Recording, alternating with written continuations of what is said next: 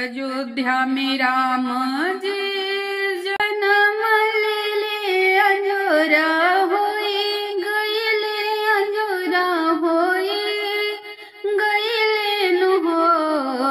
ललना रावण घरवा परले बिसमा दसोवेले गाजाओ बरहो ललना रावण के परल बिसमा दसोवेले गाजाओ बरहो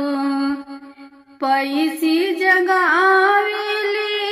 रानी तयावारू माँ दो दारी आवारू माँ दो दारी होय राजा कौन विपत रौरा परले सोईना गजाओ बरहो राजा कौन विपत रौरा परले सोईना गजाओ बरहो राजा उठ के करी ना दतु अनियात करी रौरा भोजन हो अयोध्या में राम जी जन्म ले अंजोरा होई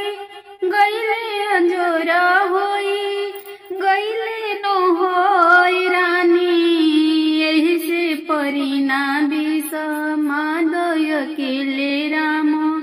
मरी है तो राम अब मर दिहे हो रानी यही लागी परिना बिसमा दत राम अब मर दिहे हो जेकरा ही कुंभकर्ण भैया सवाही लाख नाते सवाही लाख नाते नो होय राजा जेकरा ही चारी भुजा आपन अकेले राम का करिहे हो राजा जेकरा ही चारी भुजा आपन अकेले राम का करिहे हो काई करिहे कुंभकर्ण भैया सवाही लाख नाती सवाही लाख नाती नु होय रानी काई करिहे चारी भुजा आपन अकेले राम मार दिहे हो रानी काई करिहे चारी भुजा आपन अकेले राम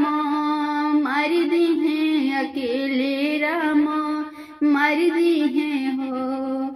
राम जी की भइले जन्म अयोध्या के भीतर अयोध्या के भीतर हो ललना रावण की परल बिस मादय अकेले राम मर दिहे अकेले राम मर दिहे हो ललना रावण की परल बिस मादय अकेले राम मरिहे तया राम